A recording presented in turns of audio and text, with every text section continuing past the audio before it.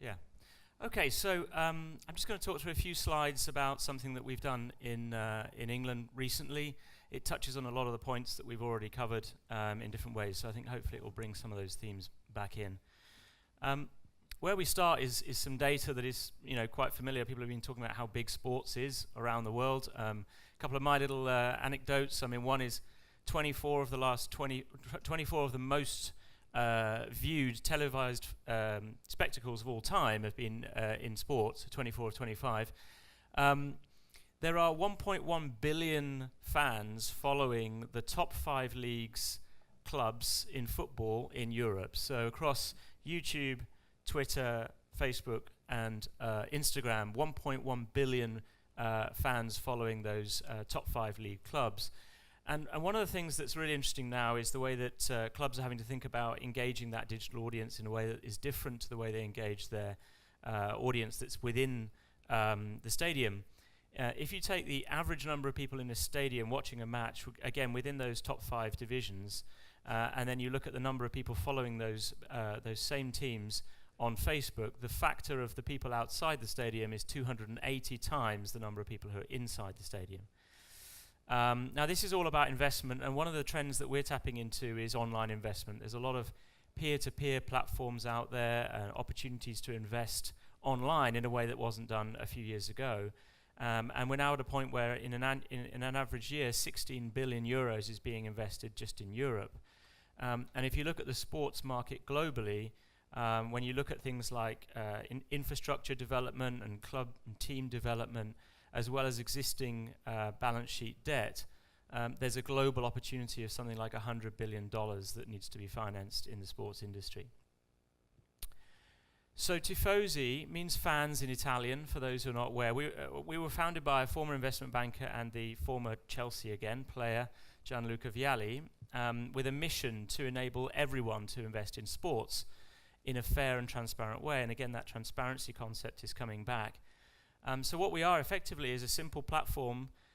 We set up capital raises for professional sports clubs, and this allows fans and ordinary investors all around the world to say, I want to be a part of this club, and invest either through buying a share in the clubs that want to sell equity in the franchise, or through debt, so that they can invest, get an interest return on their investment at the same time as helping the club to take that next step forward in development.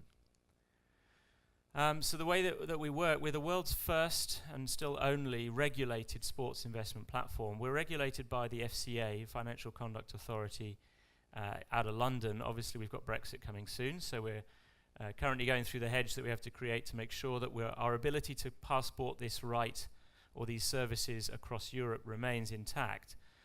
So far we've worked mainly in the UK, in England and also in Italy, but we have additional fundraisers coming up in the relatively near future in Germany and also in France. My colleague Maxime is here. He's looking after our French business, and we're making good inroads into French football and French rugby. In England it's football, rugby and cricket, and then elsewhere in Europe it's mainly football at the moment. And what we do is we essentially set up a link between the clubs and the investors, and then we arrange financings between those two audiences. So we're sitting in the middle and we're allowing the investors to get involved with the clubs, and we will do everything that effectively a small investment bank would do. We structure and arrange the deal, we set up the marketing and the promotion of that. Everything is obviously regulated, so we make sure that we're fully compliant to all of the regulatory rules and requirements. And from an investor point of view, typically we would set a minimum investment of around £500 or euros, all the way up to, who knows, £1 million. We've actually had an investment of 1.5 million in one of our raises so far, because you're not just talking to fans, you're talking to all the people that sit around the infrastructure of a club, from fans and ordinary retail investors, through high net worth individuals. Every club has a few wealthy people that are involved with that club, sponsors, and even up to family offices and institutions.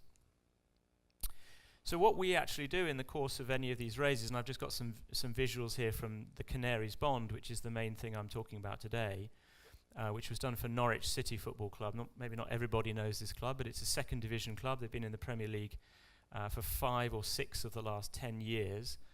So relatively large club. We start off with the financial and legal aspects, so we're actually structuring the offering that is the investment opportunity. We're drafting and creating all of the documentation that supports that investment. There's an image of an investment document there on the left. And then ensuring that everything is compliant with all the regulatory standards that I mentioned before. We're then marketing it, so it all sits on our proprietary platform. It's a platform, it looks a little bit like a crowdfunding platform if you think about that sort of thing. You know, you have a target that you're raising and you can choose to invest now. You can read all the information around the investment. We have a video there that explains the story and what's going on. Except that instead of people putting in 30 euros or 50 euros, people are putting in several hundred or thousands of euros. And we design a marketing strategy. Obviously, clubs are quite good at marketing, but they can still, in many cases, benefit from external expertise to help them bring together the right strategy and PR to make this work. And then behind the scenes, we've got a lot of analytics as well. So we're actually tracking everybody onto the platform, how they go through the investment funnel, how well they convert, where are the opportunities that we have to improve the marketing. And then finally, at the end, this rather blurry picture here is an actual bond certificate. So this is the certificate you receive at the end of the process to say you are an investor. We do a whole bunch of admin around that. So security checks, anti-money laundering checks. We handle the investor relations, and we do registrar services, which in simple terms means we actually pay the interest on behalf of the club. So when the club needs to pay 500 people an interest rate of 5% or whatever it is, it's us that will take the money from the club and then actually distribute that out to all of the investors. So it becomes a sticky platform where people can actually come in, invest in multiple things, come back and look at what new opportunities are coming up on the platform. So why would a club issue a bond? Well, the first thing is it's an attractive investment opportunity to sports fans all over the world. I mean, there are, as we know, billions of those. Investors are looking for yield. People can't really get a lot of interest in their bank accounts at the moment, even if they're in a savings account. Those are relatively low interest yield that you're getting at the moment. People are more and more comfortable investing online, and they're finding peer-to-peer platforms. There's a whole bunch of them in the UK that have grown up. I don't know what the equivalent ones here are in France, but in the UK it's people like Funding Circle and Crowdcube and all these Seeders and the likes. And this is an opportunity to invest in a brand that you love. So there's a rational decision. As we get on to Norwich, I'll explain why you would invest. It's quite an attractive interest rate, but it's obviously also something that you love and is dear to your heart if you're a fan of that club. So it's a hard heart and head decision on making that investment. From a club's point of view, these are the bonds that we've done so far, typically priced between 5 and 8%, depending on the club. And that's actually quite attractive pricing for borrowing for a sports club, given the lack of access they have to institutional or larger secured financing. These are unsecured bonds. I'll go on to that because obviously that does mean that there's a risk for every investor, and we'll explain how we make sure that that's clear and transparent. But for a club to borrow, say, somewhere between 3 and 10 million pounds, euros, or even more over a relatively short period of time, this is something that really falls into the basket of tools that they can use. There are fewer restrictions and covenants over the loan than there would be with other forms of finance, particularly secured bank finance. And there's a lot of flexibility. So in all of the bonds that we've issued so far with sports clubs, they have the ability to repay early without penalty, or indeed to roll the bond on and invite investors to stay in the bond and keep getting their interest if they want to delay the repayment. And then obviously supporter engagement. So this allows the fan base to get involved in a way that they haven't been able to, and really feel like they're making a difference. Right? This is not just just following the team or buying the shirt. This is a way of saying, actually, I'm going to be a part of something that's going to help develop my club for the future.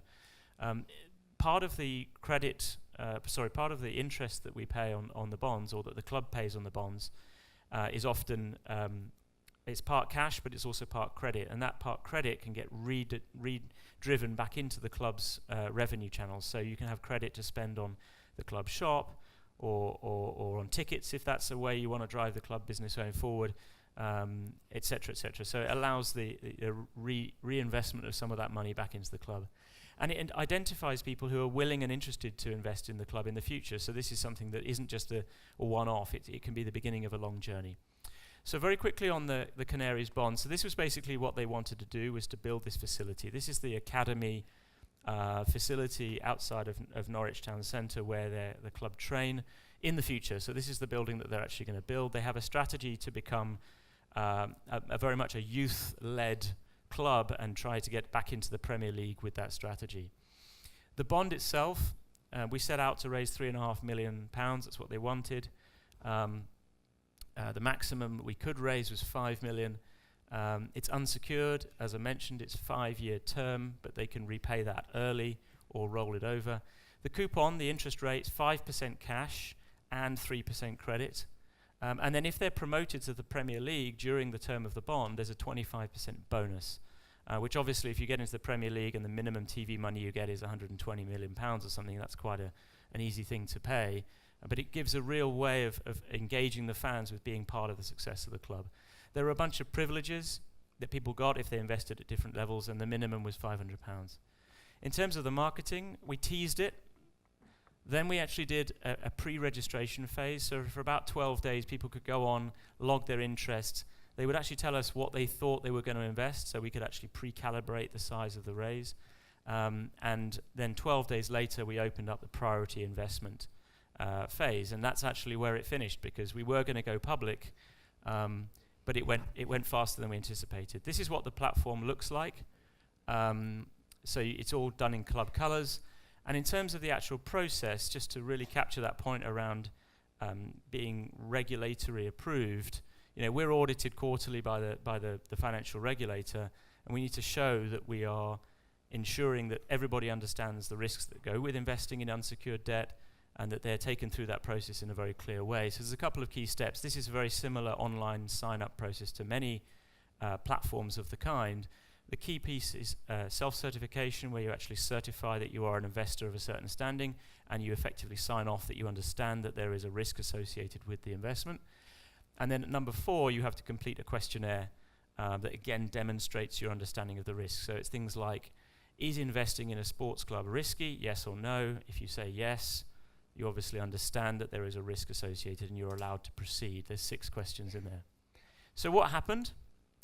Well, I mentioned, and the title of the presentation is how we hit 5 million in 6 days. So after we launched that priority phase, on the 6th day, we hit the 5 million, not the 3.5 million, which was the target, but the actual maximum raise limit of 5.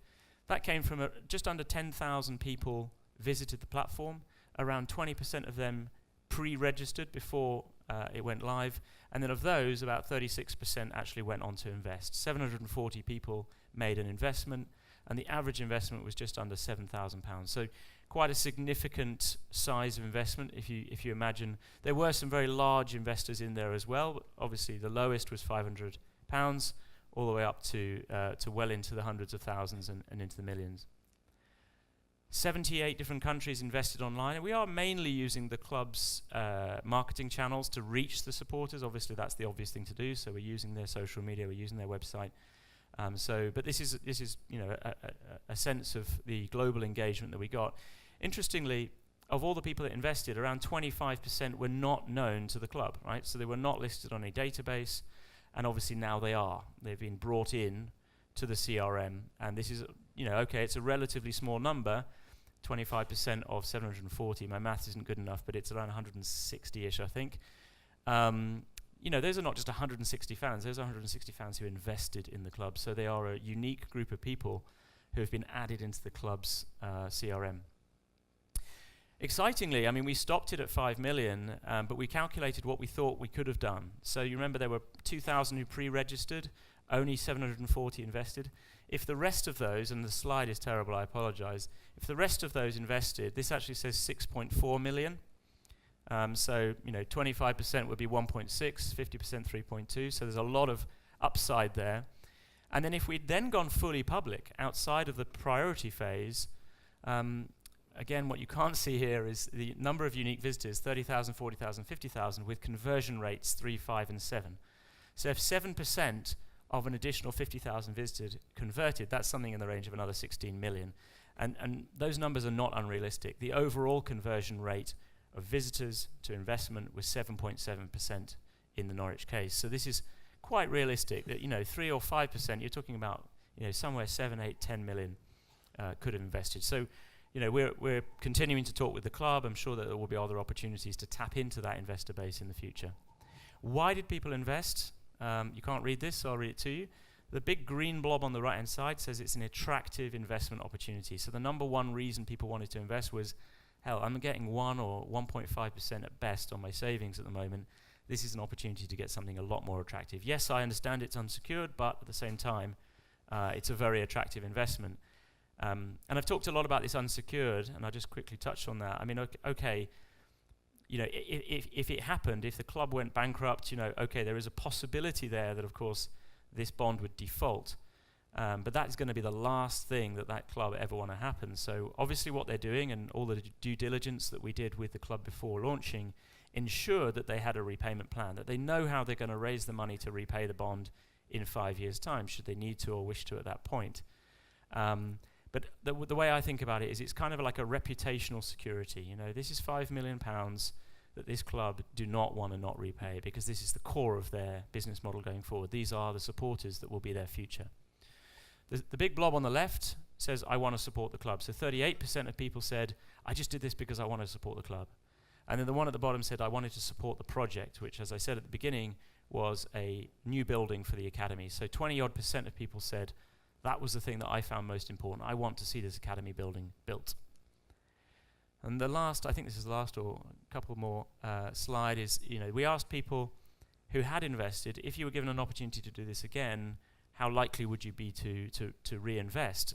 And this was done in June, so they'd had their bond certificate, but they'd had no interest payments, they'd had no real benefits from this at all. 89% said they'd be likely or very likely to invest again. And it's all about that kind of opportunity to say, I'm going to be a part of the club's future.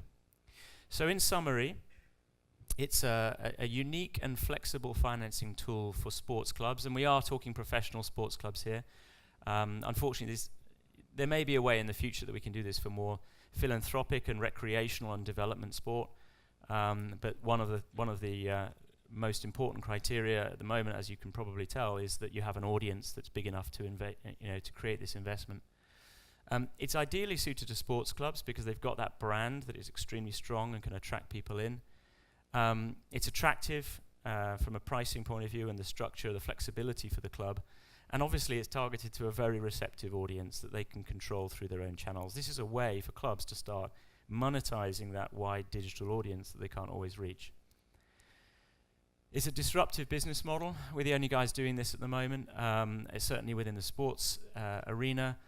FCA regulated, can't tell you how important that is. The credibility that lends to our platform and to our business model is critical.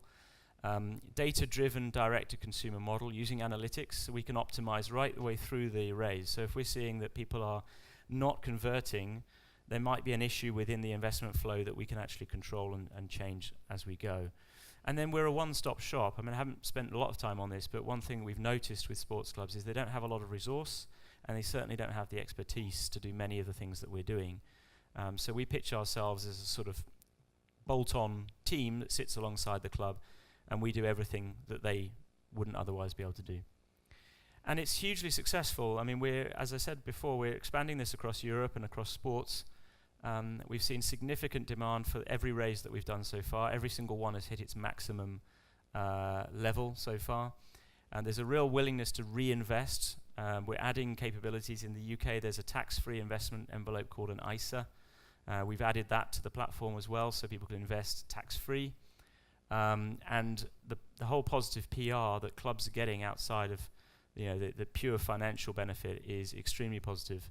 And we've got a lot of very exciting feedback coming from the club saying that the relationship between fans and the club has actually been developed. So that's me. Thank you very much. I'll hand back to Mo.